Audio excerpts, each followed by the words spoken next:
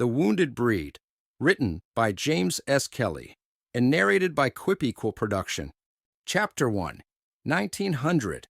Sarah eased herself out of bed early Sunday morning, slipped on her robe and slippers, and made her way to the kitchen. She wanted Tommy to have a few more minutes of sleep on this cool December day. There were still some embers in the kitchen fireplace, so she threw on some kindling that was stacked on the side of the hearth. As soon as the fire rose, she placed a few small logs on top and warmed her hands before starting breakfast. Last night's biscuits were set on the stove top to keep them warm. Ham was fried, and when she heard him moving in the bedroom, she scrambled his eggs. As he entered their kitchen, Sarah put a pot of coffee and his breakfast on the table. He kissed her on the cheek, rubbed his hand on her bottom, and sat down in the nook. "Don't wait for me, Tommy. Your eggs will get cold. Mine will be finished in a few minutes, and I'll join you." Their spacious kitchen had a nook nestled in the east corner, while the stove was on the opposite wall. The kitchen was finished off with a fireplace on the south side. Most family meals were shared at a large table in the middle of the room. The nook was used mainly by Sarah after the children left for school. She'd fix a fresh pot of coffee and sit in the nook looking out over her flower garden and enjoying the many sunlit days in the Santa Ynez Valley. Once in a while, Naomi and Niwa would join her after they finished their early chores. Tommy was picking at his breakfast and barely touching his coffee. Sarah placed her hand over his. "I know this is a sad day for you. I'd like to spend it with you, if you'll let me. Perhaps we could go to the mission and talk with Father Michael. I know you, and he share a friendship. Perhaps he can help. If not, I can find something to do if you have other plans." He smiled back at her. He wasn't a handsome man, but his sharp features, light chocolate skin, and hazel brown eyes were an attraction she couldn't explain. "I appreciate your concern, but I think I'll take care of something that I've put off for too long. We lost a calf this week and one last month in the south pasture. I saw mountain lion tracks around the carcass when I rode out there 2 days ago. That cat is getting too bold and needs to be stopped. I'll take 2 hounds with me and hunt it down. They can use the tracking experience, and it'll give me some time to contemplate. I know you want to help, but I won't be good company today. I should be back no later than the day after tomorrow. I hope you don't mind." He reached out and ran the back of his hand down her cheek. She grabbed his hand and kissed it. Although they've been married for less than 7 years, it was as though they've known each other all their lives. They were not only joined at the hip, but they were soulmates. They could sense each other's moods and knew when it was time to give the other space. She moved from her side of the nook over to him and sat on his lap. She put her arms around his neck and kissed him passionately. "It's okay. Get it out of your system and come back to me refreshed." Sarah prepared food for 2 days while Tommy was getting the hounds ready. Raul Mendoza, the ranch foreman, saddled a horse and placed Tommy's favorite rifle in the scabbard on the right side of the roan.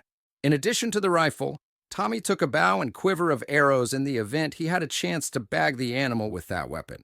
He liked to maintain his edge. He checked his saddle and made sure that his spider-like dream catcher was fastened to the right side. Tommy was not a superstitious individual, but it was hard to break from old customs. The intricate small circular web was made by his mother and given to him on his 13th birthday. The legend behind the dream catcher was that good dreams would pass through the center of the web-like symbol to the sleeping person. The bad dreams would be caught in the web. He knew it was silly to believe in such things, but he'd been raised in that culture, and it was hard to let go. Tommy kissed Sarah goodbye. "I'll be okay. I just want to get away for a few days. You know.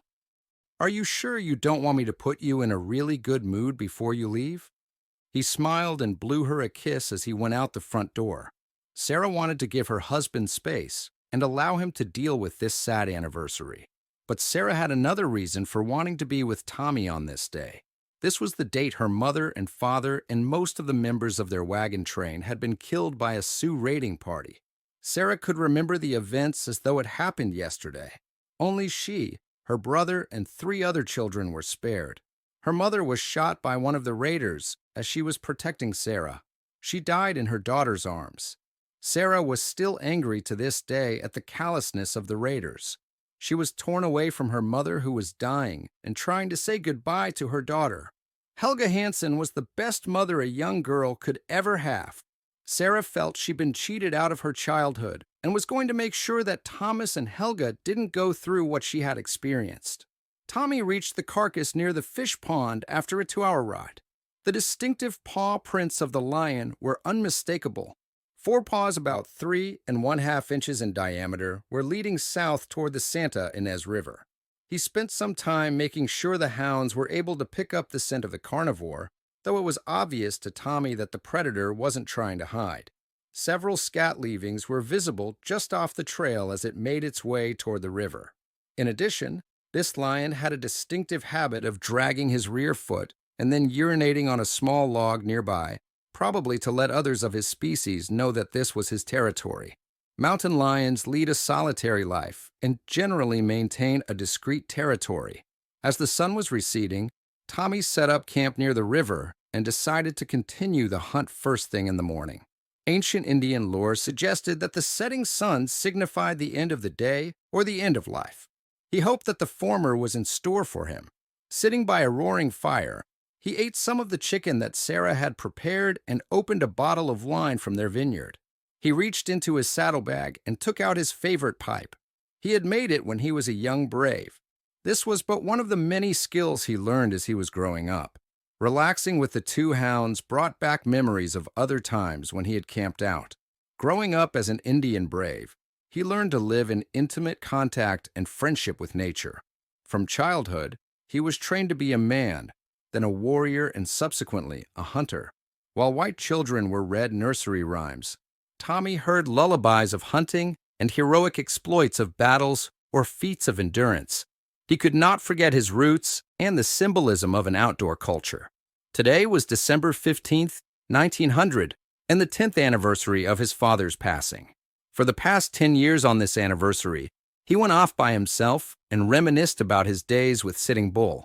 When Tommy was 16, his father took him to a favorite campsite in the mountains and shared with him some of his thoughts and dreams. Sitting Bull wasn't a bloodthirsty savage as portrayed by Eastern newspapers. To his people, he was a Sioux patriot who tried to protect his people and lead them to a better life. During their last camping experience, his father told him that it was time for him to make his way in the outside world. The life they knew and loved couldn't be sustained. The white man was too numerous and too aggressive. Any treaty the Sioux signed with government representatives wouldn't be respected. Soon all their lands would be taken, and they would be confined to a small area that couldn't sustain their lifestyle. Tommy was hesitant to leave the nest. Yet, he didn't have any trouble finding his way. He was lighter in skin than his brother, but he had Sitting Bull's facial features. They were the same height and weight, with thick eyelashes, sharp features, and a pointed nose. Both men were thick in the chest. He prayed that he be half the man his father was. His early jobs on ranches and livery stables brought him into contact with many Mexican laborers, and as a consequence, he became fluent in the Spanish language.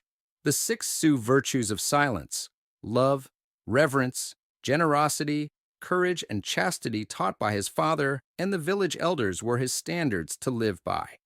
Luckily, his mother, Elizabeth Kelly, taught him English and how to read and write, so language skills were not an impediment. His mother was a small woman with red hair and a slight limp. Her white influence probably softened his facial features. Most people he came into contact with didn't realize he was Sioux. His mother had been hit by an arrow during her capture, and the wound became infected. As a captive, she didn't receive any medical help, and consequently, her leg wasn't set straight. She seldom spoke, and although a captive, she was cherished by his father. It was a tragedy that she died so early in life, as did many female captives. Their life was hard and often brutal. She died before his 15th birthday. He often wondered what he could have done to make her life more pleasant, but there was nothing he could do. It was the way it was. The reemergence of the ghost dance had given the Sioux hope that things would change. Sitting Bull was a skeptic, fearing that it would only serve to activate hostile voices on both sides. Instead of being a promise of fulfillment, the dance became the vehicle for destruction. Jack Wilson, Newo Voka, the sponsor of the dance, told everyone that the dance would bring back their hunting grounds. The buffalo would then reappear and the white man would leave the range. History showed that Sitting Bull was correct in his skepticism. The ghost dance wasn't even an original innovation by Wilson. A form of this dance had been practiced in prehistoric times, with the participants forming a circle while holding hands and swaying from side to side. 6 months prior to his father's death, Tommy had witnessed a large ghost dance ceremony at the Pine Ridge Reservation. There were nearly 300 tents placed in a wide circle around a large pine tree, adorned on all sides with strips of cloth covered with eagle feathers, claws, stuffed birds, and odd-shaped horns. A medicine man and others who said they were experiencing visions stood near the pine tree. Chanting dancers formed a circle around the medicine man inside the tents and raised their eyes to the heavens. As greater numbers joined the dance, the group enlarged the circle. Men and women clasped hands and swayed from side to side, keeping rhythm with the dance. Women wore ordinary dresses, while the men wore a typical shirt.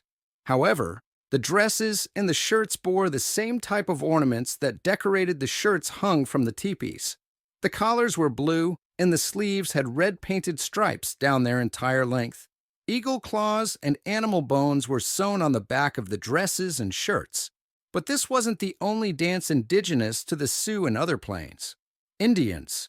The sun dance was the most practiced ritual of the Sioux. The rite included fasting, singing, drumming, and self-torture. It was held once a year, normally in June and July, lasting about 8 days. It was a sort of regeneration of life.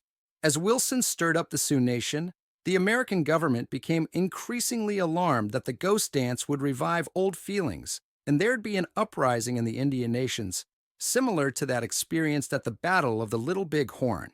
Settlers were wary and called for their government to take action. The War Department, fearing that hostility with the Sioux was imminent, issued an order for Sitting Bull's arrest. General Miles, head of the Western U.S. Army, was directed to apprehend the great Sioux chief. But Miles was concerned that an arrest would cause more problems than it would cure. He asked Buffalo Bill Cody, a friend of Sitting Bull, to accompany him when they arrested the great leader. James McLaughlin, the Indian agent at Standing Rock Reservation, wouldn't wait. He sent Native American policemen to arrest Sitting Bull before Miles and Cody could reach the reservation. A confrontation occurred, and when Sitting Bull resisted arrest, he was shot and killed by the native policemen. The Native American policemen fled the scene as Sitting Bull's followers rallied and attacked them. But they escaped from the village and fled to a ravine outside the reservation, where they were holed up for a week. Eventually, a small detachment of cavalry rescued the policeman. The death of his father left a void in Tommy's life. His confidant and friend could no longer provide guidance. He was happy with his life, and especially with his wife, Sarah. She brought warmth and meaning to their existence. He always wondered what would have happened if they hadn't met. From his first experience away from the reservation, he'd been able to survive and gradually build a small business empire. But money wasn't everything. He wanted a home, but most of all he wanted roots. The need to impart his knowledge to his children, the same way Sitting Bull did for him, was paramount in his life. He considered himself a prince of the wilderness. His camp selection that evening was nearly 200 yards back from an animal crossing at the river. The brush and vegetation at the creek were dense and often used by predators to stalk their prey. Just to be safe, Tommy kept the fire going all night so the lion wouldn't sneak up on them. He sensed the animal must be close because the 2 hounds were jittery. He slept some, but kept his rifle in his hand until daybreak. Sioux lore said the rising sun spread out over the entire earth, beginning a new day.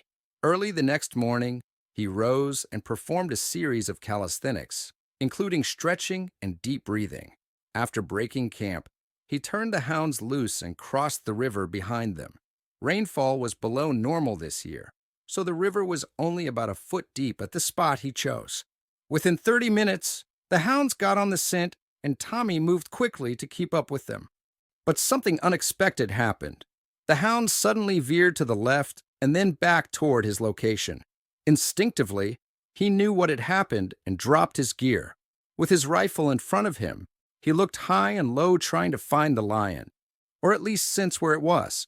The animal had backtracked on the hounds, and he could hear it snarling as the hounds kept their distance. He knew the lion was close, and he was ready. Just then the lion leaped out of a medium-sized thicket to his right and sprang at Tommy.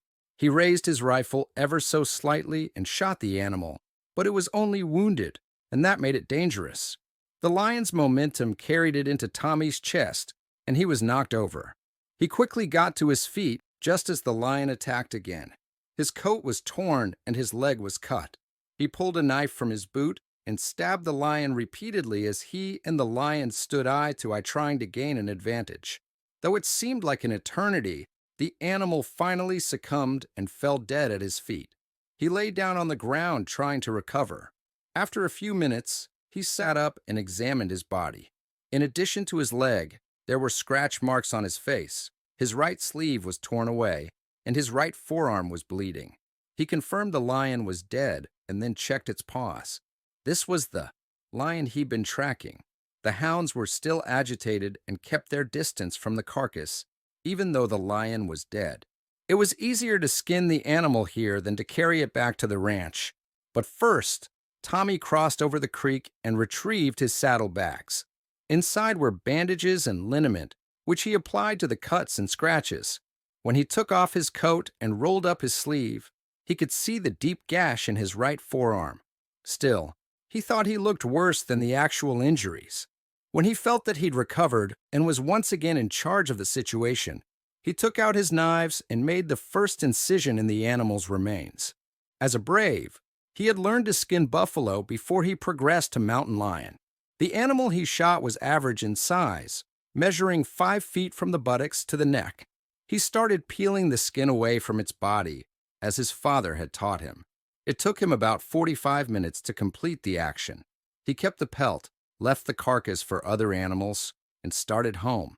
A light rain started just as he began his trip back, so it took a little longer to complete his journey. It was nearly 3 in the afternoon when he arrived at his ranch. He knew that Sarah wasn't expecting him for another day. Still, 3 dogs came out to greet him, and he called them off. That's when he noticed Juan's horse tethered to the rail in front of the main barn. Tommy turned the hounds over to Raul, his foreman, who came out to see what all the barking was about. "Nice skin," Raul said as Tommy handed it to him. When he looked at Tommy's face, he said, "My God, what happened to you, patron?" The lion didn't surrender peacefully. I had to use a knife at close quarters. I'm fairly certain this is the one that killed our 2 calves. He was a mean one. He backtracked on me and the hounds. As Tommy approached the house, Juan came out to greet him. "Welcome home, patron. Did you bring home dinner?" Juan stopped in his tracks and said, "What happened?" "I had a run-in with a lion. I'm okay, but I know that Sarah's going to have a fit. It was nice of you to come all the way from town to welcome me." Though Juan was technically his stepson, the two approached their relationship as brothers. Juan was the son of Sarah and her Indian husband, Crazy Horse, the hero of the Battle of the Little Bighorn. Like Tommy, Juan was a half-breed and was experiencing some of the same prejudice that haunted Tommy in his early life. "Well, I had something else on my mind. There's been a hanging in town." "Okay, but why should that affect me?" "The victim was found swinging in the breeze in front of the post office. He was wearing a ghost shirt." Chapter 2, 1900. When they entered the house, Sarah and the children rushed to greet him. "I thought it would take you at least 2 days." And then she saw the scratches on his face, the torn sleeve and the bandaged arm. She pulled back initially. Her hand went to her mouth, and then she regained her composure. "Children, please go play while I take care of your father's wounds." The children had shrunk back, and she could see the terror on their faces. They'd never seen their father wounded. He settled in the rocking chair by the kitchen fireplace while she went for bandages and ointment. "Did you have to perform hand-to-hand combat with the damned lion?" she asked as she pulled off his shirt and examined his wounds. "The lion was a little anxious and tried to get me. I couldn't wait. I look worse than I feel. The wounds are primarily superficial." "Are you serious? There's a 2-inch gash on your right arm. You probably need a couple of stitches. But the face is what bothers me. You could have lost your eye. One claw mark is only a 1/2 inch from your eye. I'm going to use alcohol on the cuts and scratches. It's going to sting, but it serves you right for scaring me." She could feel him tense as she dabbed the alcohol on the cuts. His right pant leg was torn, so Sarah cut the pant leg up the side. The gash on the leg was minor, and she swabbed it with alcohol and bandaged the wound. "I suggest a glass of whiskey and a hot bath.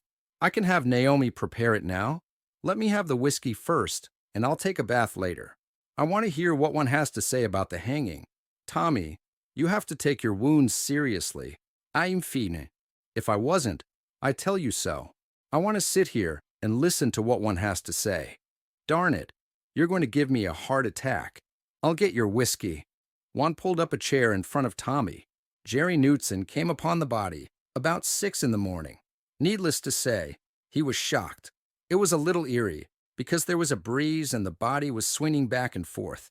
He ran down Sagunta as fast as he could and woke up the town constable, who in turn got Dr. Cunnin out of bed. By the time the town constable reached the scene, there were 20 people milling around. The constable didn't know what to do. Someone suggested he send for you. Rather than go out to the ranch, he came to our law office and asked me to get you. You haven't told me who was hanged. It was Simon Higgins, the barber. Sarah was standing behind Tommy's chair as Juan related the incident. "I know him. He's an ex-soldier who worked for us. You remember him, don't you? Tommy?" "Ido. I didn't know him well, but he seemed like a pleasant sort. Who'd want to hang a barber, unless he cut some customer's hair too short?" Tommy laughed and then winced and grabbed his arm. "He was your barber, wasn't he? I've heard you complain about him several times. In fact, you said he cut one side shorter than the other." Sarah laughed. "Yep, but I was out of the area when this happened. A likely story. The only one that can corroborate that is a dead lion." He couldn't help but smile as he turned to Juan. "Where's the body now?" "As far as I know, it's still hanging from a beam in front of the post office. The constable doesn't want to proceed until you look at everything. You're not going, are you?" "I don't see why not. We can take the rig and you can drive." "Tommy, you look a mess. They'll think you had something to do with it," Juan said. Sarah brought in a fresh pot of coffee, some warm muffins for her husband and son, and placed them on the table in the nook. "I gather they want you to take a look at the body and explain the ghost shirt.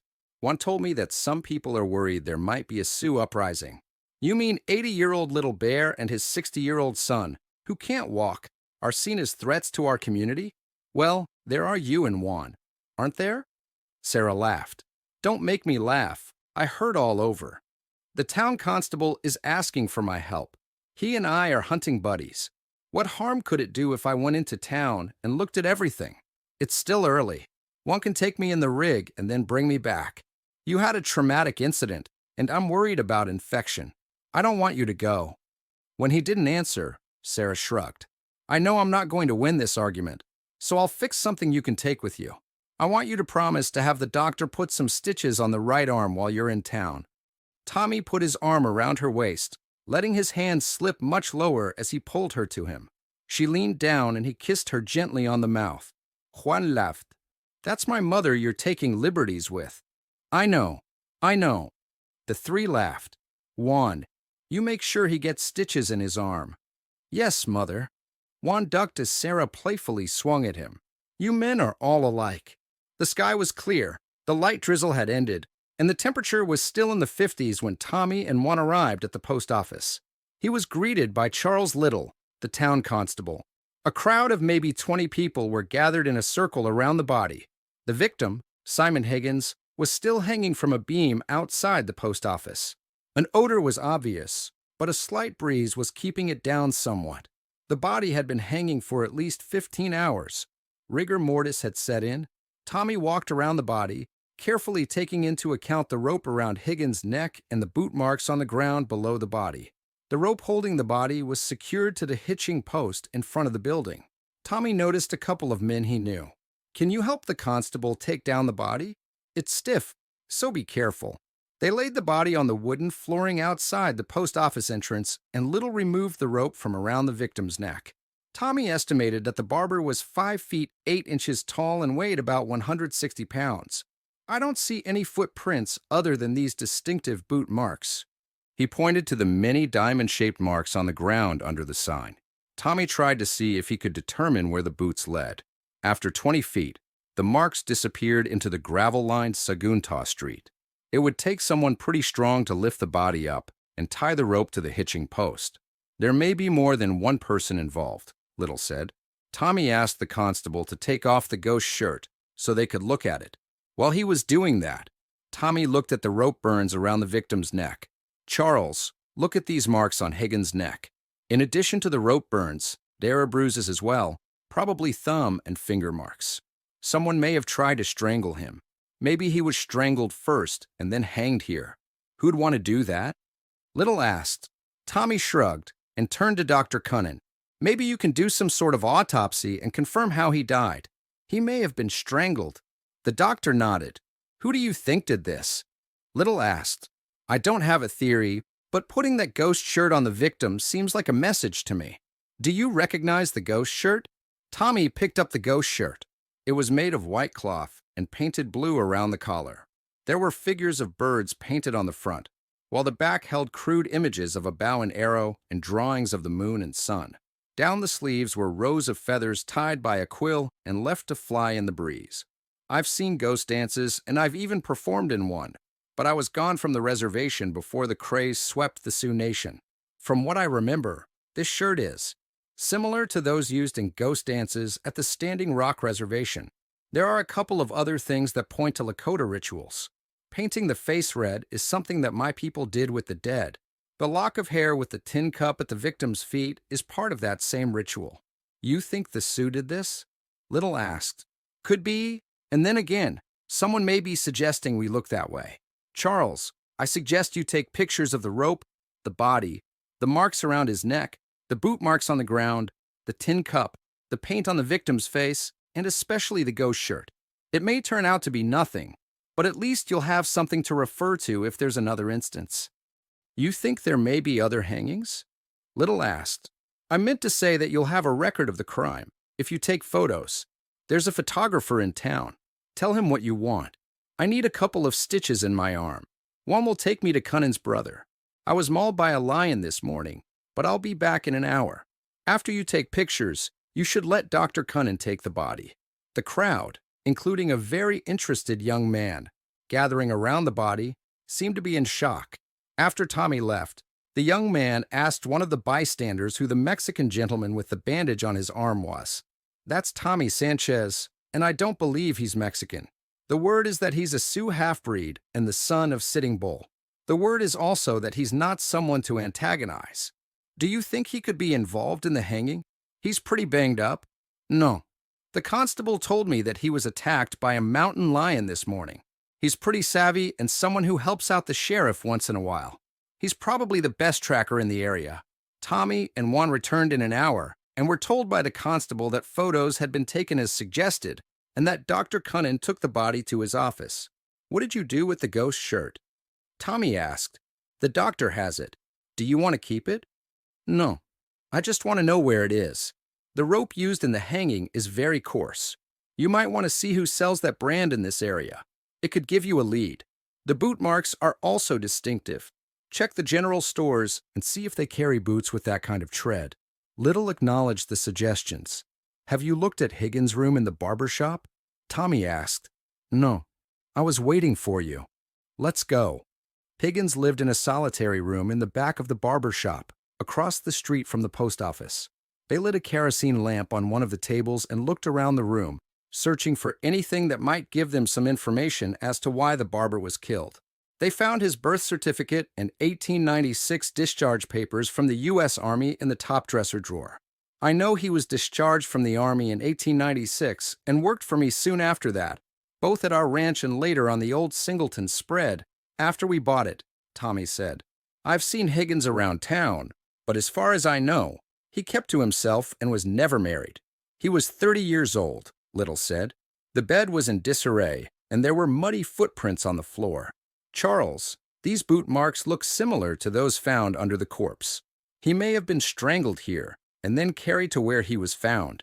Little looked at the boot marks on the floor and made a note of their existence. I would suggest that you try to recreate the last few hours of Higgins' life. He may have met someone tonight. I also think you need to seal off this room until the sheriff gets a look at it. It's up to the sheriff to follow up, Tommy said. The Pinkertons have an office in Santa Barbara. I suggest you call and tell them what you know and ask their advice. They may have some information that could help you, and then again, they may not. I've done all I can for you. Let me know what you find out. As Tommy and Juan got in the carriage and left the area, their every movement was watched by a young man looking through the front window of the general store. Chapter 3, 1900. Simon Higgins was a convert to the Catholic religion. His funeral service took place at the Santa Ynez Mission, which was founded in 1804. The Spanish-style buildings were located midway between Mission Santa Barbara and Mission La Purísima Concepción.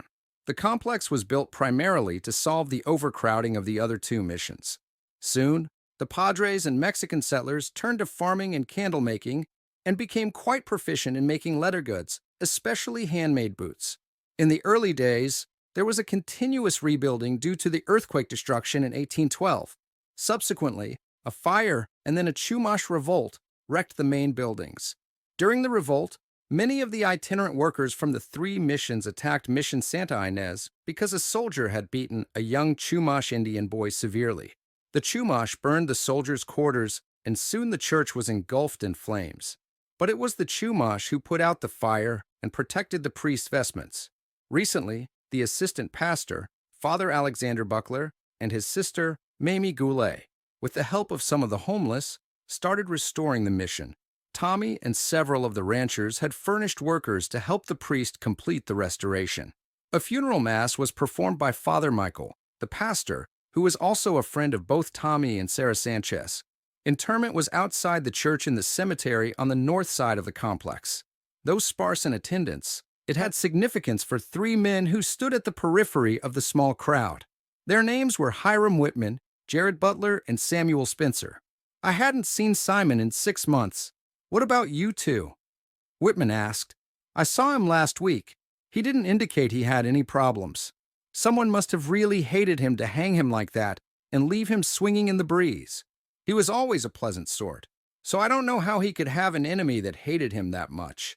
He and I kept in touch often after we left El Churrasco. He would have told me if he had any problem with someone here, Butler said. He was like a younger brother to me. Though we enlisted at different places, we spent our entire Army career together. We were in the same barracks and assigned to the same detail while we were at Fort Robinson. You get to know someone pretty well after 6 years, shoveling horse manure and fighting the Sioux. He was a good man, Spencer said. I didn't know him as well as you two, but we went hunting in the mountains to the south a couple of times. He was a good shot, and although not overly outspoken, he was nice to be with around a campfire, Whitman said. When the mass was over, Tommy and Sarah thanked Father Michael for a splendid service. I don't see you as much as I see Sarah. You know you're always welcome. If you're uncomfortable coming to church, we can always go fishing some afternoon. I hear that you have some nice fish in that pond you made on your lower 40. It sounds to me that you're a fisherman and are angling for an invitation. Well, I'm not going to give you a specific invitation. You can fish on our pond anytime you want. After bringing the priest up to date on their children and new grandchildren, Tommy and Sarah moved on to acknowledge some of their acquaintances in attendance. While Sarah was promising one of the widows her recipe for apple pie, Tommy scanned the crowd in attendance. The young man who'd been in the group milling around Higgins' body when Tommy examined the murder scene was there as well. Tommy wondered what his relationship was with Higgins. He seemed out of place. He led Sarah over to the three men, who were now standing by the uncovered grave, and expressed their condolences. The men worked for them in the past. Do you know anyone that could have done this? Tommy asked the three. No, sir. It's as much a surprise to us as it is to you. Higgins was the type of individual that'd go through life, and you never knew he was there. He was a good man. What about the ghost shirt? I've seen them before when I was at Fort Robinson, but never in this area. You're Sioux, aren't you, Mr. Sanchez? What do you think? Butler asked. I'm half Sioux. I've seen the shirts when I was young, but like you, it isn't something I would expect to see here. What about you, Mrs. Sanchez? I heard you were a captive of the Sioux for many years, Whitman asked. The history between Whitman and the Sanchezes wasn't good, and therefore Sarah and Tommy didn't appreciate his question. Whitman had made subtle and not so subtle advances toward Sarah when he was employed at the ranch. Sarah didn't want to bother her husband with the issue, but she spoke to Raoul, who said he'd take care of it. Tommy happened to walk into the barn one afternoon at the exact moment that Whitman, who'd been working under Sarah's supervision, let his hand slip to her bottom. The next thing Whitman remembered was getting off the floor and then rushing at Tommy, only to be met with a sharp right hand. This time he got off the dirt floor slowly and didn't return to the fray. Tommy fired him on the spot. I've seen them before, but I'm as surprised as my husband at their appearance here in our valley. Sarah tightened her hold on Tommy's arm, signaling him she wanted to leave. They excused themselves and went to talk to the postmaster, mainly because Higgins was hanged in front of his building. Tommy asked him if Higgins had a confrontation with anyone who was working at the post office. I don't know of any problem. Higgins seemed to get along with everyone. He was always on time, did his work, and never complained. Although he was quiet at work, we're all going to miss him. The three men watched Tommy and Sarah walk off, and then got on their horses and rode into town to have a beer. When they had first come to the valley, they'd get together at least once a week, but as they grew older, they seemed to drift apart. I think you'd better be careful, Hiram. Sanchez and his wife don't appreciate you ogling her like you do, Spencer said. Oh, I'm just having fun. That kind of fun can get you killed. He kicked your butt before, and I could see in his eyes that he wanted to do it again. Had it been any other place, you'd probably be missing some teeth right now. Sanchez isn't someone to joke with about his wife. There is a story going around that a man named Jason Brown took a fancy to her, and he turned up dead. Now, I don't say that Sanchez killed him, but if I were you, I'd look elsewhere for your fun, if you know what I mean, Spencer said. Oh, I can take care of myself, Whitman responded. I'm thinking of getting married, Butler said, trying to lighten up the conversation. Who's the unlucky woman? Spencer asked. Mary Westcott. She's a widow with 2 boys. We've been seeing each other for a year, and it's gotten serious. I couldn't make a move before, because I was trying to build up enough stock so I could make a decent living. I can support them now. My place is small, but the quarter horses I own are first class. Sanchez has been very good to me. He's helped out a lot. So I agree with Spencer. Forget about Mrs. Sanchez. By the way, I expect to see all of you when I get hitched. In fact, I need a best man. Who's going to marry you? Spencer asked. You are, and Whitman's going to be my best man. But he better keep his eyes off my Mary. They all laughed, toasted their deceased friend, promised to stay in touch with each other more often, and then rode off separately. Chapter 4, 1890. It had been raining the past 2 days, and it was an effort to keep dry. His job was to make sure that water didn't flow into their living quarters. He trenched around their teepee the first day and again the second day. Keeping dry and warm was always a problem in the winter. He felt that this was woman's work. Why must he, a brave, have to do such menial work? It was humiliating. And then there were the young maidens who taunted him, saying he wasn't much of a brave if he was doing woman's work. He'd scowl at them and then chase after them, but they wouldn't let him get too close. They'd laugh and run away. But they always seemed to be near. Perhaps the fact that Whitebird was a handsome youth had something to do with it. Whatever he thought of his chores, he kept that to himself rather than chance the ire of his father. His older brothers were out gathering firewood for the night. That was more like work for a brave. Today, the sun was out. It was warm for this time of the year. Days like this were few in the wintertime. His father was at a tribal council meeting, so he and his brothers decided to play the corn cob game in a field within sight of their village. Most of the young men and women played the game. Contestants would place a corn cob on a rock 4 to 6 feet away. The object was to knock the corn cob to the ground by throwing a stone at the cob. To score a point, though, the corn cob had to fall in front of the rock it was resting on. Daniel Whitelance had scored 2 points. Dewey Beard had 1. While he and Joseph Horncloud hadn't scored yet. He concentrated and finally made his throw just as he heard multiple shots. All 4 turned to look in the direction of the village. Then a succession of shots followed, and all 4 ran to see what happened. They were out of breath by the time they reached a group of villagers. Their apprehension eased when they saw their mother and father standing with others in a circle around men lying on the ground. In the middle of the group was Sitting Bull, lying on his back with his head cradled in the arms of one of his supporters. Blood was saturating the front of his shirt, and he looked lifeless. 8 other tribesmen lay dead or wounded near him, while the uniformed Indian police, who'd come to arrest Sitting Bull, left 7 lifeless colleagues lying on the ground. Afterward, the remaining police fled the scene and hid out in a treed ravine outside the village. They were afraid of retaliation by Sitting Bull's admirers. With a great deal of anxiety, he looked around but couldn't see Maiden Dream or any of her family. His mother was crying, while others were chanting songs of the dead. Others of his tribe stood in mute silence. It was as though a veil had been dropped over the mourners, and their faces reflected a feeling of hopelessness. Their leader lay dying. How did this happen? Whitebird asked his father, "Be still. You and your brothers take your mother back to our lodge. I must help with the dead. What can we do?" Whitebird asked, "Do as I say, and you'll be helpful." Their father, Running Bear, was one of the tribe elders who met immediately after the slaughter to determine what action should be taken. There were 12 men on the council. Most were elderly and represented various divisions within the village. 2 of the council members were young, but the only action over the next few days was more meetings and no action.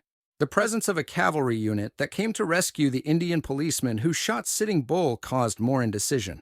That wasn't to say that the meetings weren't contentious. The 2 younger members of the tribe's council were highly volatile and wanted revenge. "If we don't strike now, we'll never strike, and the soldiers will consider us weak. They've broken the treaty and taken most of our land. They expect us to cultivate this semi-arid area of the Dakotas without water and without equipment. They cut back our rations by 1/2, and they say we are lazy because we can't grow anything. With the buffalo gone, we'll all starve within a few years. What do we have to lose? Living like this is not worth living." This theme was echoed by both younger braves throughout their meetings. The older members of the council pleaded for caution. The village was without a leader. "Our weapons are few in number, and there's no one to rally around. Sitting Bull died last night. Spotted Elk is in Cheyenne, and Jack Wilson, who brought back the ghost dance, has fled," Running Bear said. "Let's elect a new leader," the younger 2 shouted. "But that would be disrespectful to Sitting Bull, who hasn't even been buried." But the members of the council were being drowned out by the more vocal faction. So, the elders ended the meeting abruptly, leaving the 2 younger braves without any resolution. Running Bear stayed behind. He tried to placate the younger members by saying that their choices were few. "The soldiers have the weapons and they control the food supply. We must not antagonize them, or we'll all starve." "Isn't that what we're doing now?" one of the more active young braves said as Running Bear left. The next morning, Whitebird and his brothers went back to the scene of the bloodbath, but it was as though it had never happened. The area had been cleaned and the bodies removed. The 4 brothers were told by one of the women that plans were being made to bury Sitting Bull and the other members of the tribe who were killed. The dead Indian soldiers had been taken back to Pine Ridge Reservation. Still, no one spoke of reprisals. "How can we just accept this?" Whitebird asked his brothers. They hung their heads and didn't respond. Rather than have a continual confrontation, the elders met without their younger members for 2 days, but nothing happened.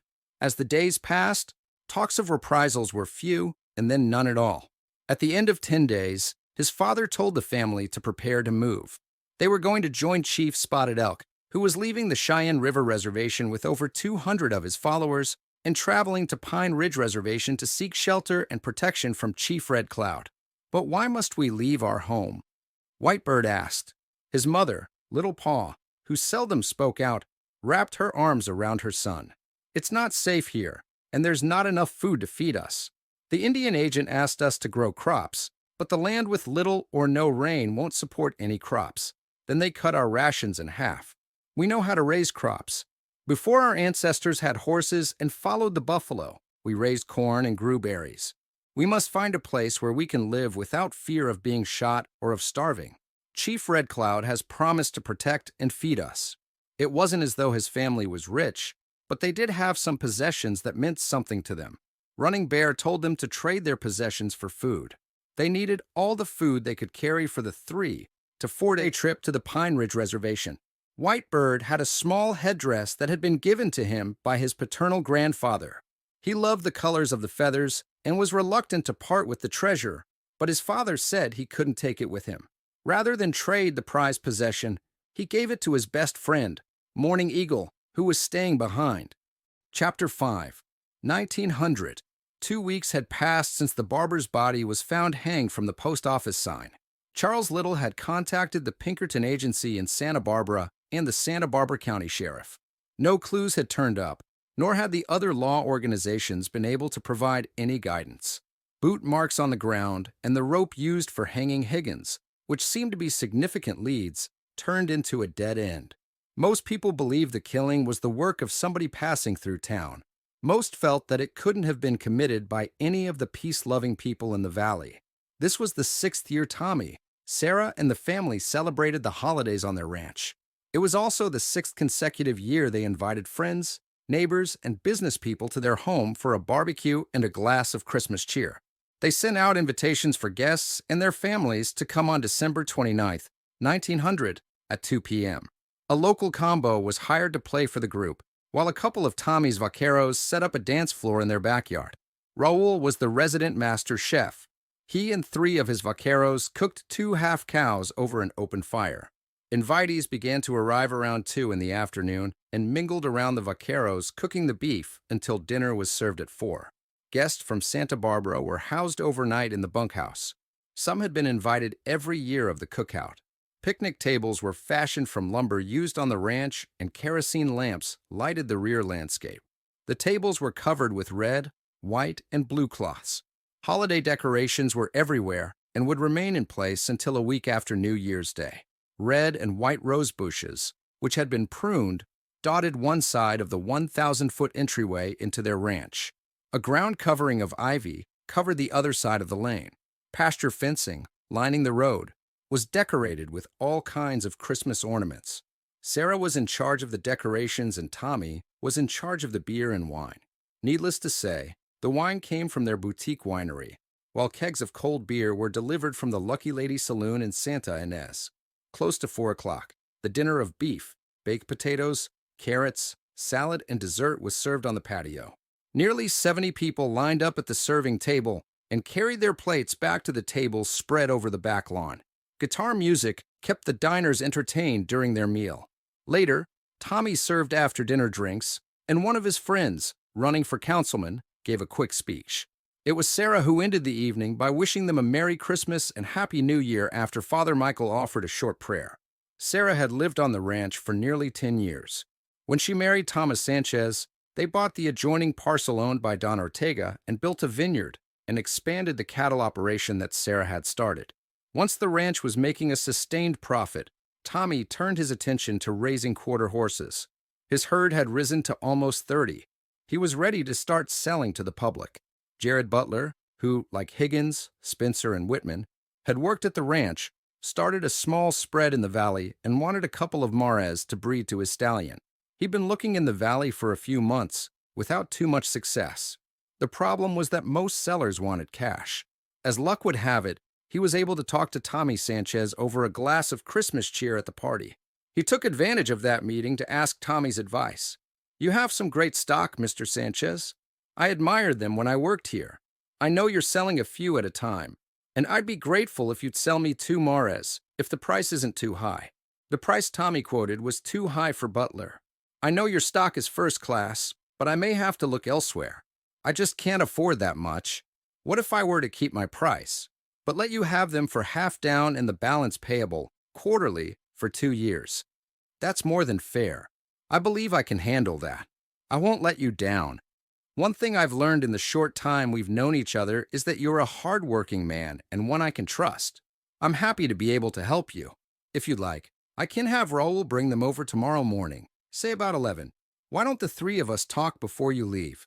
11 o'clock will give you enough time to get funds from the bank before he arrives. He'll have the bill of sale and a contract reflecting the balance to be paid in 2 years. There's one more thing, Mr. Sanchez. I'm getting married next Saturday at noon to Mary Westcott. My friend, Spencer, is performing the ceremony at his small church. I wonder if you and Mrs. Sanchez would come. We're going to have a small reception at my place after the ceremony. I know you're a busy man, and I'll understand if it's inconvenient for you." Tommy looked around and saw Sarah talking to a friend from Santa Barbara.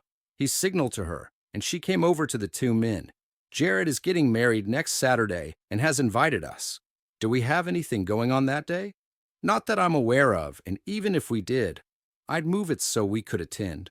The look on Butler's face didn't need to be explained. His mentor was taking the time to be with him on his most important date. Around 7, many of the local guests started to leave. The last one to leave was Jared Butler. He made arrangements with Tommy and Raul to deliver the 2 horses Tommy had sold him. Raul said he'd deliver them the next morning at 11 o'clock. John had never met Tommy Sanchez, but he had been one of the onlookers when Sanchez took down Higgins' body. Later, he saw him and his wife at the funeral of Simon Higgins. John was impressed with how Sanchez looked over the murder scene, pointing to the distinctive boot marks and the quality of the rope. He hadn't realized that Sanchez was Sue until one of the other men watching the scene told him. He wondered if Sanchez knew where the ghost shirt ornaments had originated. Everything he heard about Tommy Sanchez pointed to an individual who would be a formidable adversary. The annual party at the Sanchez Ranch was the big social event of the holidays in the Santa Ynez Valley. Friends and business associates were invited. His employer was there, but John wasn't. It was dark around 6 that evening as he lay hidden behind some shrubs at the entranceway to the Sanchez Ranch. The gate to the ranch had been left open, so No was looking in the direction of his hiding place as they rode through. He dressed in black, as before, with a black cloth hat and gloves. The ghost shirt and rope were carried in a paper bag tied to his belt. He hoped that Butler would be the last to leave. It was known around town that he was very friendly with the Sanchez couple. John had learned a good bit more about Tommy Sanchez. Shooting the hats off Ed Meade and his 2 friends on Saguntaw Street in Santa Ynez was a legend in these parts. Equally impressive was the story of the beating he subsequently gave Meade when he ordered him to leave town. Tommy Sanchez, by everyone's account, was the most lethal man alive. John couldn't help but wonder how he'd fare against Sanchez. Though slightly bigger and much younger, he knew he wouldn't stand a chance with a gun. However, with a knife, John backed up for no man. It would be interesting. Christmas music was flowing from the ranch house, and he caught himself singing along. But he stopped when he saw a carriage coming down the entryway. The face wasn't distinguishable, but the individual driving was the same size as Butler. Crouching near the open gate, he waited for the rig to go through and then stop. The driver jumped out just as he passed the gate and walked back to close it. John rushed the man from behind and hit him over the head with a zap, and the man staggered, falling to his knees, but he quickly recovered and began to rise. John struck him again, and the man fell again, but rolled onto his side. John dived on top of him and flailed away, but the quarry was holding his own until he was hit in the head again several times with the zap. John looked around to be sure he was alone before he turned the fallen man over, struck a match, and looked at the face of Jared Butler. The limp weight of the man posed a problem, but John exerted himself and dragged him back to the carriage and gradually lifted him onto the front seat. He tied Butler's arms behind him, bound his legs with a rope, and placed a gag in his mouth. John closed the gate and drove to the Butler farm. He didn't encounter anyone on the trip there. There were livestock in the corral, and 2 dogs on a leash were barking as he passed by the small house.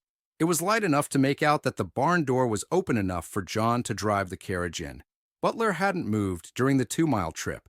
Once inside, John closed the barn door and checked to see that no one was inside, though he knew that Butler lived alone on his small spread. Butler started to stir and made a moaning sound.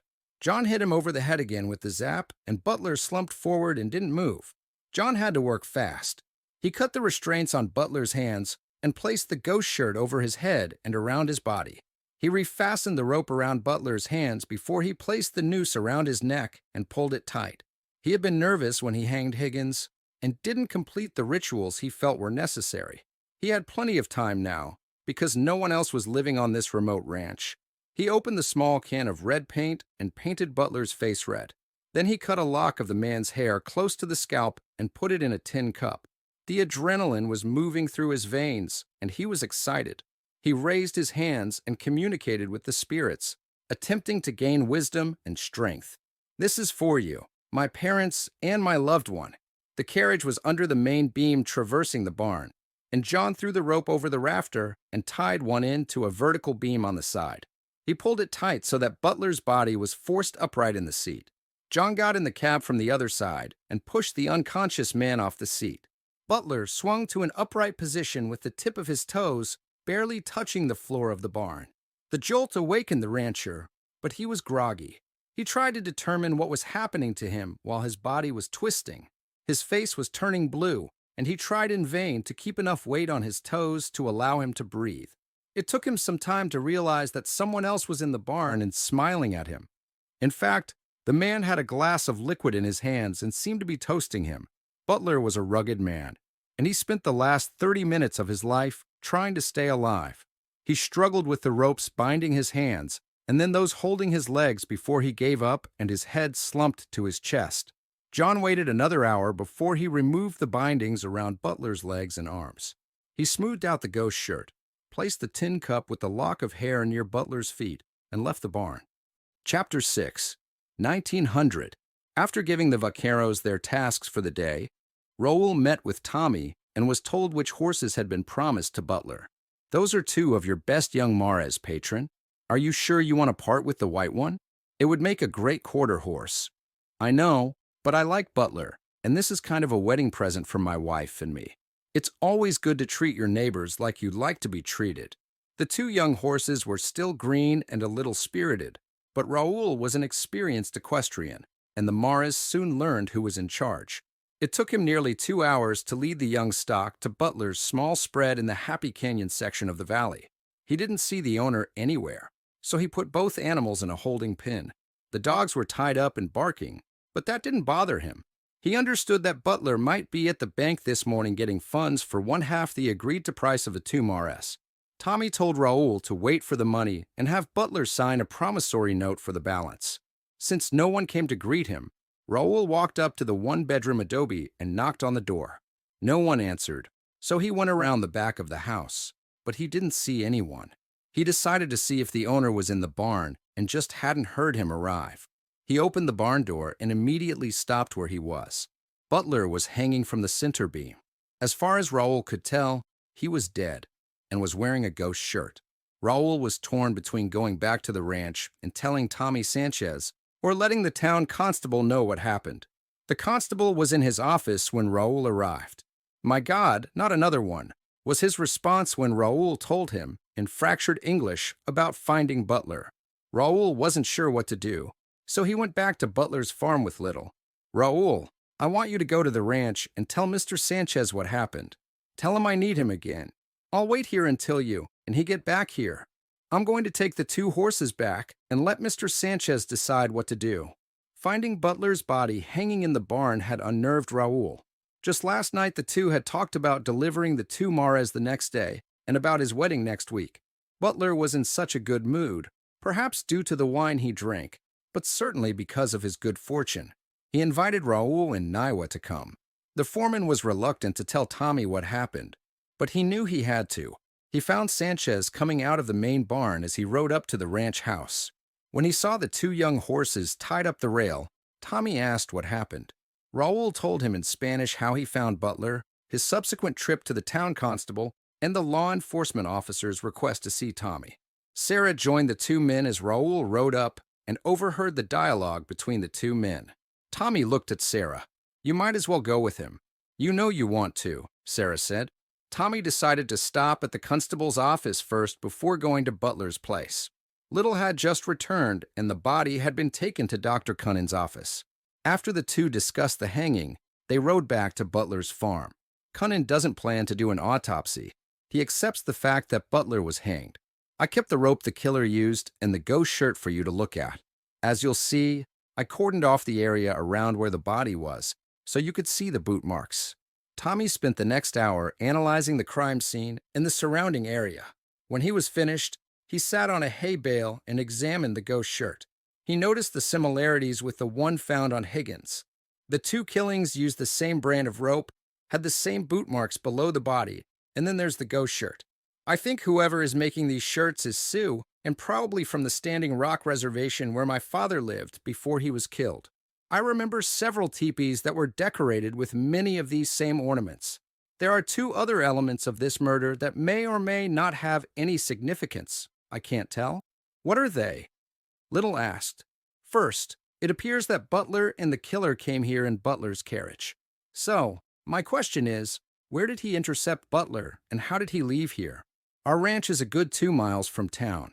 The killer probably intercepted Butler somewhere between our gate and Butler's farm. That's quite a range to search. It's also possible that he had an accomplice who had a horse waiting here.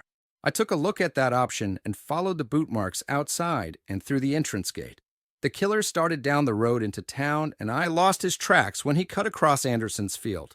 My guess is that he walked to the place where he neutralized Butler, and after he hanged him, he walked home. What's the second?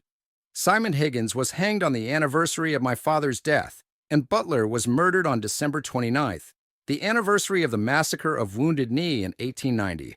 You're suggesting that these murders are symbolic, Little said. It's possible. The question is how to tie those two events to the two men who were killed. I know that Butler and Higgins were friends and in the Army at the same time, and were discharged on the same date along with Whitman and Spencer.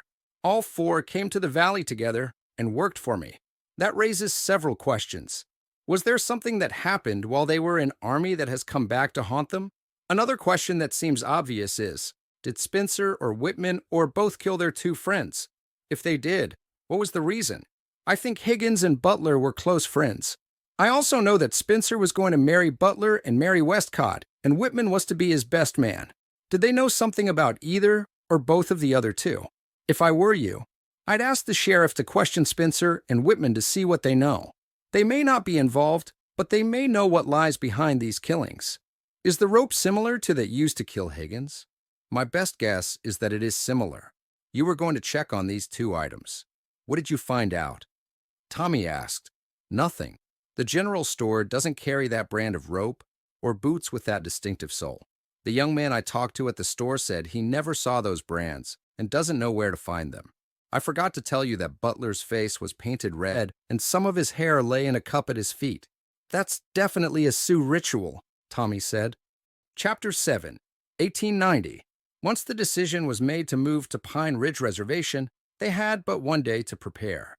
Though raised to be stoic, Whitebird couldn't control the tears that ran down his cheeks. This was the only home he knew. Where they were going was unknown, and he was apprehensive. Leaving his friends, and especially Maiden Dream, was disheartening. Last week she let him kiss her and fondle her breasts, and now he was going to leave, and some other brave would have that privilege. How could this be happening to them? He wasn't actually courting her in the Lakota tradition, but the understanding between the two of them was meaningful. During their initial stages of courting, he'd wait behind a tree until she came down the path to the small stream outside the village and pretend that he just happened to be there. Soon that progressed to the point where each was anticipating meeting the other. She even suggested other spots where they might come upon each other. He was 2 years older than she, but she'd reached the age of puberty and soon would be of the marrying age. That evening he went to her teepee. Her father was out, so the two young lovers clasped hands and walked to a grove of sycamore trees outside their village. I don't want you to leave. Why can't you stay here with another family? Maiden Dream was crying. I asked Eagle Feather, my best friend, but he said they didn't have enough food for themselves, let alone another. My brothers and I have hunted most everything in this area for food, but lately it's as though the animals are trying to wait us out. I can ask my father to let you stay with us. I'll share my portion with you. I don't think he likes the way I look at you. Although there were tears on her cheeks, she couldn't help but smile. I want to be your woman. Take me now. My father will have to agree that we are meant for each other if I am with child. I don't think he's promised me to another. He'd never gone beyond kissing and feeling the girl's breasts, but he heard from his brothers what it was like and how to bed a woman. He kissed Maiden Dream passionately and then began to undress her. She moaned and helped him. Just as they lay down side by side, her father, drift with the wind, came upon them. Get your clothes on, Maiden Dream, and go back to our lodge. I will talk to you later. The girl scurried away, dressing as she ran. I know your father. He wouldn't be pleased at what you were doing with my daughter. I love Maiden Dream. I wouldn't do anything to hurt her. We would have waited, but I'm leaving tomorrow and I probably would never see her again. Even more reason to be a man about this. You would leave my daughter with child and no husband. You are a little boy, not a man. Let me have her. I will take care of her. I am a man. You will see. You may have your chance. My family is joining the trek tomorrow. I want your word that you and Maiden Dream will wait until I give my permission. She is only 15. I want you to prove to me that you can take care of her. If you can do that in the next year, she is yours. You'll never be sorry. I will cherish her and take care of her. You will see. All the young men in Heat say the same thing. I don't want words. Prove to me that you're the man she needs. Can I tell my parents of your promise? A smile crossed her father's lips. I have already spoken to your father. When he told his parents of his good fortune, his mother smiled and kissed him on the forehead. His father said, "You have a year to prove yourself. Don't let your mother and me down." 20 families began their trek on December 26th to Pine Ridge Reservation. Most families walked in a light snowstorm. Those who had ponies constructed a travois to carry their belongings. 2 long teepee poles were crossed and strapped to the animal's back, and a carrying platform was fastened behind and between the 2 poles. Many of the small horses had been swapped for food with those staying behind. Relatives and friends gave those leaving as much food as they could spare, but it was only enough for 1 meal a day. Whitebird and his family were one of the lucky ones. Even though their horse was old, it was able to carry everything they'd been able to bring. Maiden Dream and her family walked beside Whitebird's. When they thought no one was looking, they'd hold hands as they walked. Once when they thought no one was looking, they kissed. His mother saw them and smiled.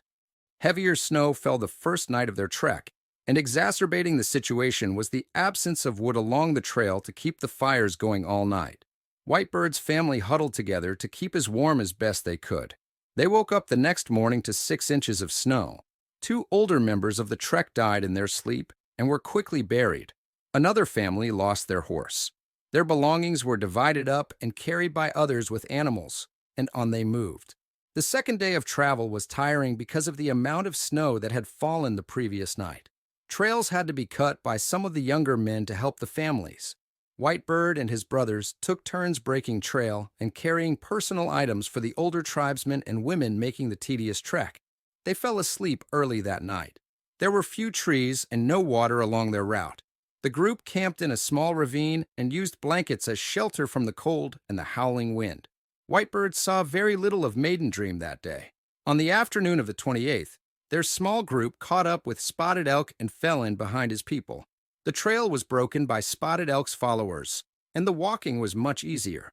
Soon thereafter, the entire group was met by the U.S. 7th Cavalry, commanded by Major Whiteside, who escorted them the next 5 miles to Wounded Knee Creek, where they made camp. After he'd completed his chores and ate a meager dinner, Whitebird asked his parents if he could spend some time with Maiden Dream.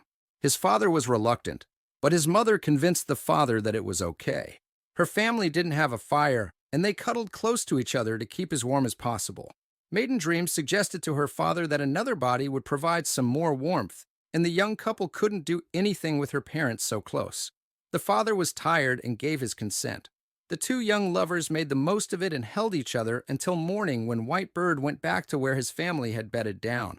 That evening Whiteside was relieved of his command by Colonel Forsyth, who brought with him additional troops. The Sioux and other members on the trek were now outnumbered 500 to 350. In addition, Forsyth showed up with 4 Hotchkiss mountain guns, which was like bringing a gun to a knife fight. The Indians were cold, tired, and hungry. The significance of the maneuvers that Forsyth was performing and the reason for the additional firepower was lost on them. They were exhausted and perhaps didn't care. In the morning, just after Whitebird returned to his family, Forsyth lined up the Hotchkiss mountain guns on a ridge overlooking the Indian campsite, which was covered with snow. Soldiers surrounded the Indian encampment, while Forsyth used a bullhorn to order the Indians to relinquish their weapons. The soldiers aggressively went through the crowd, but less than 50 weapons were confiscated. Those were stacked in a pile between the Indians and the soldiers. Antagonism started slowly at first, with insults being traded back and forth. But soon both sides increased the rhetoric, and the more volatile ones on either side were egged on by their compatriots. One Indian donned a ghost shirt and started to perform the ghost dance. Another refused to give up his weapon. Soon a scuffle broke out between that individual and a soldier. A weapon was discharged. Then more guns were fired, and many around Whitebird's parents were shot and fell to the ground.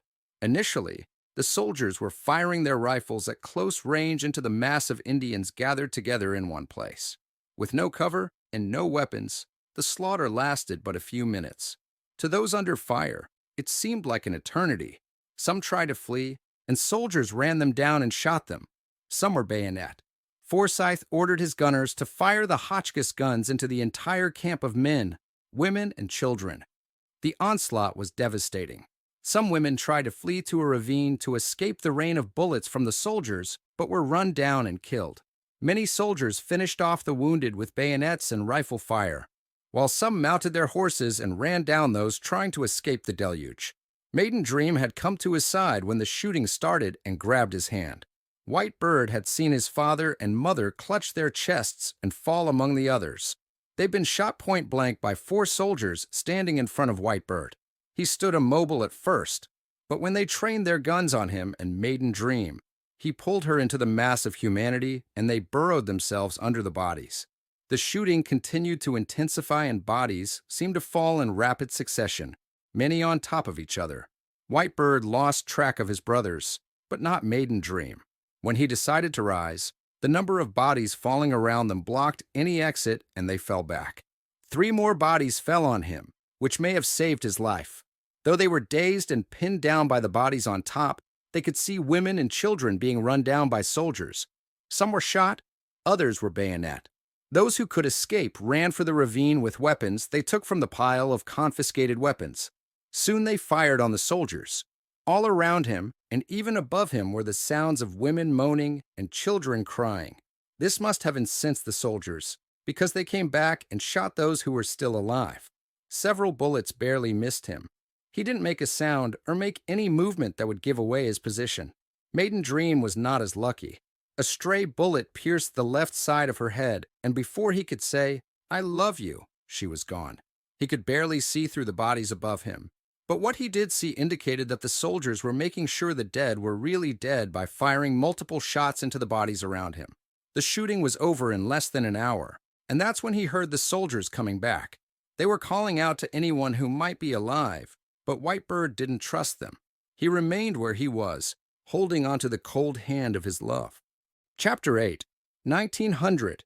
With the twins and Sarah's 2 Indian grandchildren back in school, she and Tommy had some time to themselves and decided to play house. It started in the backyard when Sarah sprinkled water on Tommy's head and he chased her inside. He grabbed her dress from behind and both ended up on the floor. He pulled her to him and they quickly started to undress each other. As much as I'd like to do it here, I'm afraid that Naomi or Niwa would be embarrassed if they saw you fucking me on the kitchen floor. I got the message. He lifted her in his arms and with his pants around his feet, he stumbled into their bedroom and onto the massive 4-poster. There wasn't much talking after that, just a lot of panting and moaning over the next few minutes. When they were finished, they lay side by side and looked at each other and smiled. "Not bad for an old married couple, if I might say," Sarah said. "Madam, at this point you can say anything you want." Their bedroom, with a large picture window lined with laced curtains, was on the north side of the house. It looked out over the front yard and the entryway to their ranch. Lying in bed, they had a direct view of the entrance road. A lone rider was slowly coming up their road. He didn't seem to be in a hurry. It was as though he'd been here before. As he came closer, they could see who it was and hurriedly dressed before going outside to greet James Jefferson, their friend, and a Pinkerton detective. After shaking hands with Tommy and embracing Sarah, he mentioned that Sarah seemed flushed. "Are you okay?"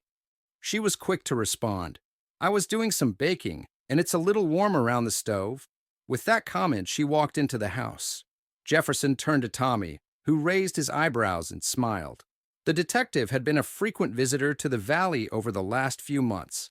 As part of his investigation into Jared Butler's murder, he'd come into contact with Mary Westcott, who'd been Butler's intended.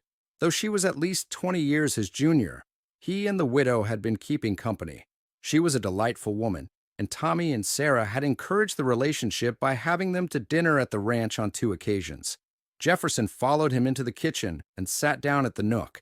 Sarah offered coffee, and Jefferson accepted some biscuits she placed on the table. This isn't strictly a social call, though it's always a pleasure to see such good friends. He had their attention as Sarah slid in next to Tommy. The ghost shirt murders have the entire county nervous, and no one knows what to do. Women and children don't want to go outside at night. I think everyone sees an Indian uprising on the horizon. I gather that there's a reason why you're telling us this, Tommy responded. I don't know whether either of you have seen yesterday's Santa Barbara Register. There's an editorial that you need to read. It's on page 5. It was written by Samuel Jacobs, the new owner and editor.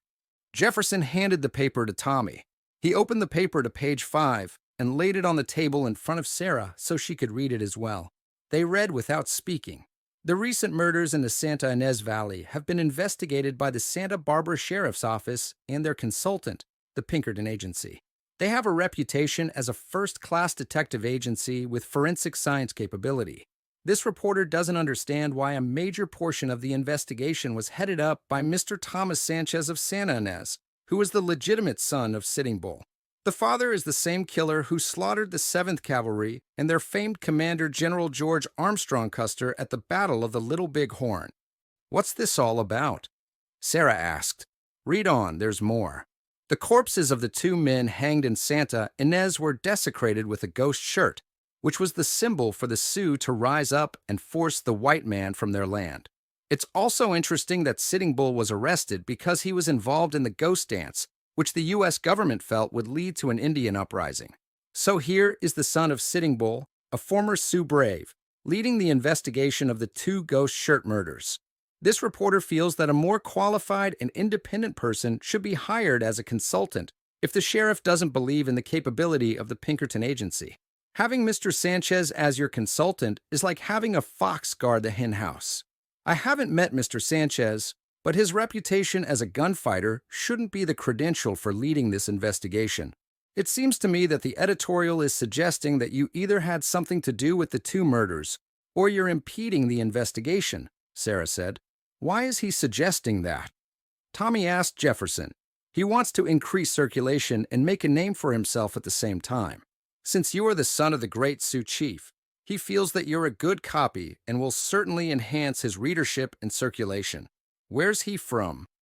Back east. I believe someone told me that he grew up in Boston.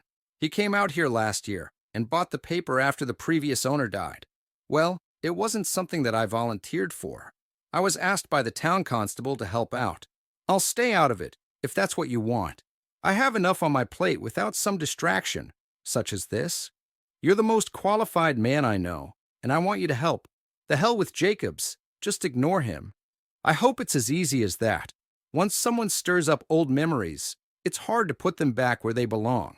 An accusation has a life of its own, and it doesn't have any idea who it will attack. I think I'll watch from the sidelines for a while, Tommy responded. Do you think there will be more hangings? Jefferson asked. I liked both men who were hanged. There may have been something in their past that they wish hadn't happened, but while they were here, they were solid citizens. I think someone holds a grudge and may not be appeased by just 2 hangings.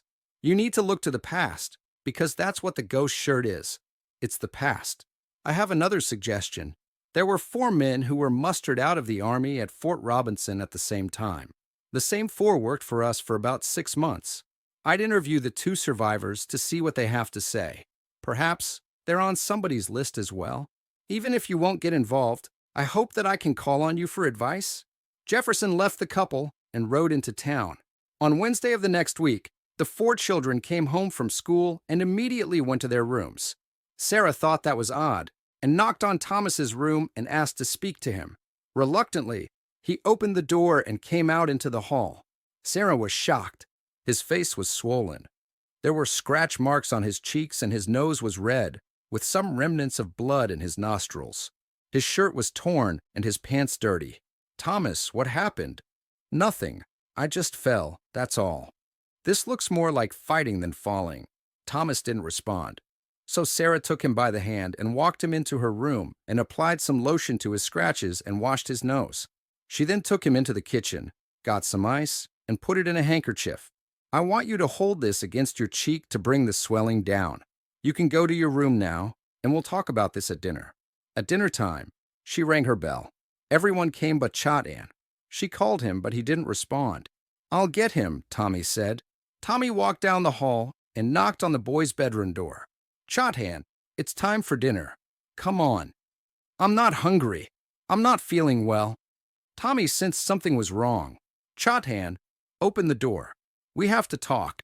Within a moment, the door opened slowly and Chot-An emerged with swollen eyes and scratches on his face. What happened, son? It's nothing. I had a fight at school. Who with? Some guys. Tommy led the young man into the kitchen and his mother, Niwa, became hysterical. Sarah was calm. She took Chot-An into her room, washed his face and put lotion on the scratches, and brought him back to the table. It took some time before the story unfolded. 3 bigger boys had started picking on Chot-An at the beginning of the school year, and it got progressively worse. Initially, it was because Chot-An was new, and later because he was a little slow and didn't catch on as fast as others his age. It wasn't simple bullying. There was a new element to the abuse. The 3 older boys said that Tommy hanged the 2 men in Santa Ynez, and that Chot-An was probably a killer just like Tommy. Young Thomas came to his rescue, and he got the same treatment as Chot-An. The 2 girls, Wachewe and Helga, confirmed what happened. They've been picking on Chot-An because he's different, but they always call Thomas an Indian lover, Helga said. Give me the boys' names, Tommy demanded. The boys were apprehensive at first, but after further entreaty on Sarah's part, Thomas told them it was Fred Grimes and the Heller brothers, Nick and Roger. Why? They're 10 to 12 years old. Thomas and Chot-An didn't have a chance. Doesn't Heller's father run the Saguntaw Saloon in Santa Ynez? Sarah asked. I think I'll pay him a visit. Be careful, Tommy. That newspaper article may have stirred up a lot of people. Probably, but I think it's time we take a stand and make sure that our children are not singled out because of me. The Heller boys didn't dream up this harassment by themselves. Sarah tended to the children's homework while Tommy went to his office and reviewed some invoices. Around 11 that evening, he kissed Sarah and made his way into town. The Saguntaw Saloon was a local watering hole on Saguntaw Street in Santa Ynez, where Tommy and Sarah purchased kegs of beer whenever they had a party. It closed at midnight on weekdays, so Tommy arrived about 11:30 and waited in the shadows outside the back door. At 12:30, Phil Heller locked the back door and started walking toward his home. A word with you, Phil? Heller stopped and looked around, but he didn't see Tommy. Who is it? I'm not carrying any money. Tommy stepped out of the shadows and walked up to Heller, effectively blocking his path.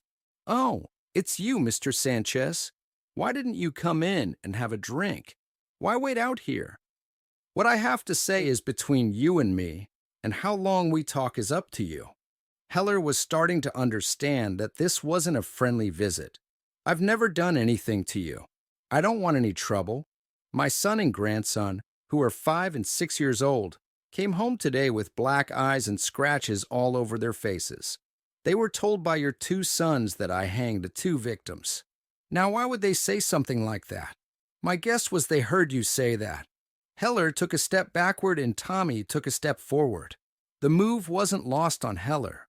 Now, wait a minute, Mr. Sanchez. My boys wouldn't do anything like that, because I never said anything against you or your wife. Your boys are 10 and 12. Isn't that right? Yes, sir, but they didn't do anything. I swear they didn't. This is just a misunderstanding.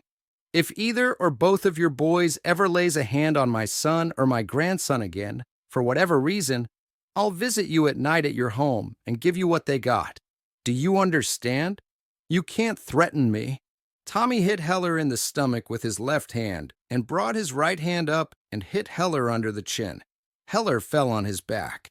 Tommy straddled Heller with both knees on his arms and took his knife out of his boot.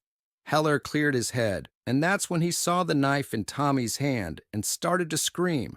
Tommy put his hand over his mouth and muffled the sound. "I'm going to cut off your right earlobe, so you know I'm serious. Please don't. I'll make sure my boys won't hit yours again. Please, I'm sorry, please, don't. My children are going back to school tomorrow. I don't want any problems. Do we understand each other?" Tommy flicked the blade on Heller's right ear, drew some blood, and the man cried. I don't care what the newspaper said. I liked both men. They worked for me at the ranch. Do we understand each other? Heller shook his head and mumbled something like, "I'm sorry." Tommy stood up over Heller and then disappeared into the shadows, got on his horse, and rode home. He knew where Grimes' father was. He'd take care of him tomorrow. The word would be out by that time. Chapter 9, 1900.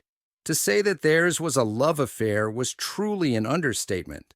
From their first encounter, Sarah was mesmerized by Tommy Sanchez, even though she didn't remember how they met until years later. The Hanson family from Pennsylvania had traveled by stage to the jumping-off point, Independence, Missouri, for their trip west. Sarah was 13, blonde, and wore her hair in pigtails. Her brother James was 15 and beginning the transition to manhood. One night, they wandered away from the family wagon just to see what it was like in this Midwest town. They milled around until Sarah saw some horses in a livery, and James followed her inside. Sarah was skipping around until she stopped in front of a light brown pony and began to stroke its mane. Just then, 3 young men, who appeared to be wranglers, came out of shadows and grabbed Sarah and started to fondle her. James came to her defense and was knocked to the ground by the largest one of the 3. The other 2, medium in height, already had Sarah on the barn floor and were pulling off her undergarments. James tried to fight back, but he was overmatched and was lying on the floor bleeding from a cut on his face. When his assailant decided to join the other 2 in abusing the girl, a slender young man with sharp features and long black hair, tied in a ponytail, hit the larger man on the head with his revolver. The other 2 were so busy looking at Sarah's nakedness that they didn't see the young man until it was too late. He hit both with the handle of his gun, and they slumped to the floor. He helped the young woman up and did the same for her brother. "Why don't you dress and then leave? I'll take care of these 3. They won't bother you again." Sarah struggled with her clothes and was too scared to be embarrassed by her nakedness. She and James ran back to their wagon train as fast as they could. They were so scared that they didn't even bother to thank the young man. Sarah came back later with her father and a couple of men from the wagon train, but no one was there. Her father wanted to thank the young man who had come to her aid. They also wanted to punish the ones who took advantage of the 2 children. Sarah always wondered who that young man was. She never saw his face. Years later, long after Crazy Horse was killed, she and her brother were vacationing in Santa Fe, New Mexico. They'd entered the Silver Lode Hotel to exchange some money at the First National Bank, which was housed in an annex off the hotel lobby. Just as her brother produced a draft, 2 men walked into the bank and demanded the cash in the teller's tray. As the 2 robbers exited into the hotel lobby, a distinguished-looking Mexican gentleman was standing on the stairs, facing the 2 outlaws. He was dressed in a black tailored suit, a white Stetson hat, and a light brown vest. He told the 2 gunmen to drop the money on the floor and leave town. "Shoot him," one of the robbers said, but the man on the stairs didn't make a move. He just stared at the 2 desperados. The older robber paused and looked at the man on the stairs. "Wait a minute, Billy. I've heard that voice before. If it's who I think it is, we're looking at death in the flesh. Are you the man from the Saddleback Saloon in Wyoming?" The robber asked the man, whose arms were relaxed at his side. "Yes."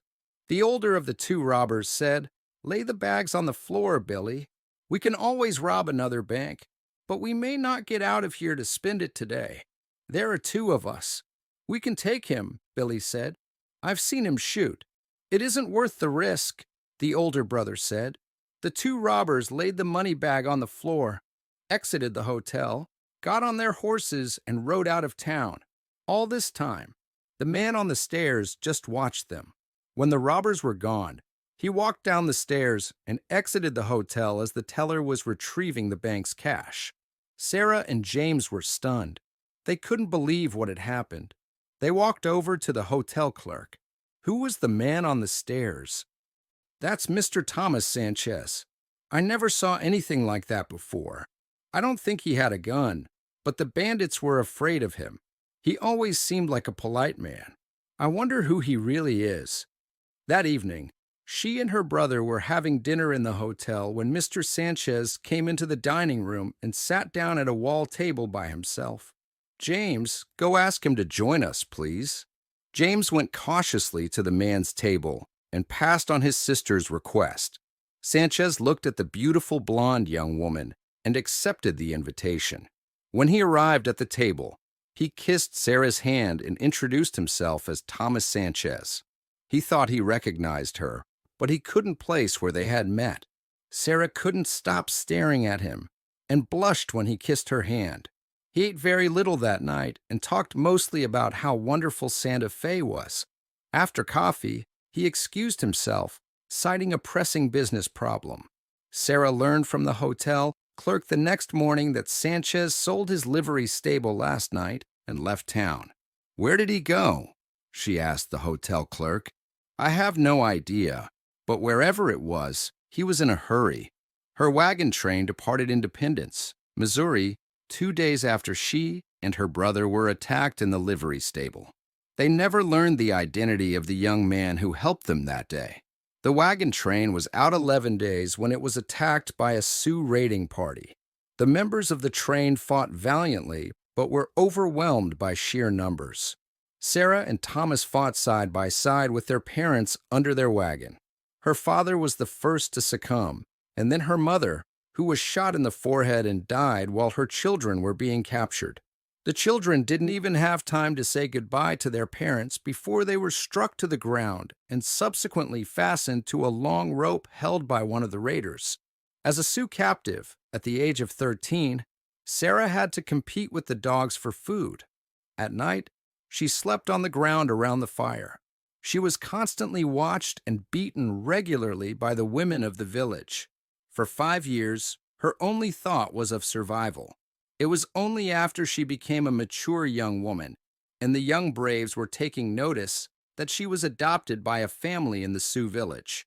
From that time forward, she was able to have some degree of dignity after 5 years of captivity. Although her wedding to Crazy Horse, the war chief of the Sioux, was a forced marriage, she made the best of it and grew to love the moody brave. In spite of her status as wife of the war chief, she was still an outsider and scorned by the women of the tribe. It was only later that their band found out what a valuable asset she'd become. Her work as an interpreter during treaty negotiations was the first time she felt equal. But it was her affinity for languages in addition to her communication skills during the many interfaces with neighboring towns on behalf of her village that brought her some degree of trust from the tribe elders. There was no question that her first 5 years of captivity were years of depravity and survival, and the later years with Crazy Horse were filled with humiliation. The treaties were broken, and the tribe was continually being pushed to its limits with no recourse. She and her family were forced onto reservations, provided with land that could not sustain life, given limited rations by the Indian agents, and became, in a sense, beggars. Crazy Horse could not cope with the shame of being impotent in the face of the white man's push to rid themselves of the Indian problem. It fell to Sarah to keep the family together and fed. She started doing charcoal sketches of the Indian village and sold some to the general stores in the area. In most instances, she traded her drawings for food. But Crazy Horse was restless. He longed for the life of hunting and fishing that seemed forever lost to his people. When Sitting Bull decided to attack the 7th Cavalry, Crazy Horse became his war chief. Rather than leave his family behind, he took them with him and had them wait in the hills during the battle. From a vantage place overlooking the Little Big Horn, Sarah watched the battle unfold and saw the massacre of the 7th Cavalry and was embarrassed. Here she was the wife of the war chief and the mother of 2 of his children, watching her own people slaughtered, similar to what had happened to her father and mother on their way west. The massacre would haunt her for some time. Many nights, she would wake up in a sweat and relive the battle and cry out. She was torn between 2 cultures. The only respite during these times was when she and Crazy Horse traveled to Washington to meet with the Department of Interior. Red Cloud led the delegation of Indian leaders. He wanted to see if they could negotiate a fair settlement for their people. Here was a beautiful blonde woman, the wife of the Indian hero of the Battle of Little Big Horn, rubbing elbows with Washington society. The town couldn't get enough of the couple, who were showered with invitations for dinner and parties during their week-long visit. The last evening, they were in the Capitol. They were guests at a dinner and dance at the White House. Crazy Horse was stoic and sat at the table while Sarah danced with many of the congressmen. One senator seemed overly amorous and let his hand slide down her back and squeeze her bottom. He tried to put his hotel key in her hand. "Senator, my husband has killed 26 people that I know of. 6 he skinned alive. If I told him about the liberties you're taking with me, I dare to think what he would do." The senator flushed and excused himself. He departed immediately, leaving Sarah on the dance floor alone. When she went back to the table, Crazy Horse asked why the senator left so early. Sarah laughed. "I told him if he didn't stop squeezing my rear, you were going to scalp him." Crazy Horse smiled. This trip was the highlight of her life with Crazy Horse. From that point forward, he was arrested, released, and arrested again. And then one day he was shot and killed while she was with him. Being a widow and a white woman with 2 half-breed children was difficult. She had no money and very few prospects. She couldn't live on the reservation without a husband to support her. James, who was rescued from the Sioux, had returned to their home in Pennsylvania and discovered that his parents' farm had huge deposits of oil. He became wealthy overnight, but he couldn't reconcile his hatred for the Sioux for the murder of his parents with his sister's marriage to Crazy Horse. He visited his sister during her trip to Washington, but didn't divulge his fortune, nor did he offer any financial help. She was on her own. Sarah was a good person who was liked by all who came into contact with her. General Miles had led many of the treaty negotiations between the Army and the Sioux, and Sarah was the prime interpreter for the Sioux. She became very friendly with the older gentlemen, and when she was forced to leave the reservation, General Miles made arrangements for her to stay at Fort Robinson and teach the garrison's children. To the women of the fort, Sarah was too beautiful, too available, and too Indian to suit them. It took an order from Miles to the garrison's commander to have the children attend school. Well, they'd let her teach the children, but they wouldn't socialize with her, nor would they talk to her as they passed her on the dirt roads inside the fort. The young officers fancied the beautiful young woman, and that by itself made her more of a piranha than before. During this time, her son, Lars, became a malcontent and eventually ran away, organized a gang of like-minded young braves, and committed small misdemeanors throughout the territory. Her daughter had grown to be a young woman, and at 17, Niwa became the bride of a young brave and moved to the Standing Rock Reservation with her husband. Sarah was all alone with not much of a future ahead of her. Subsequently, her brother James had a change of heart and came for her and brought her home to Pennsylvania.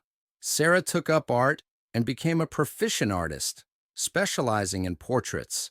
But this show of brotherly love lasted but a short time.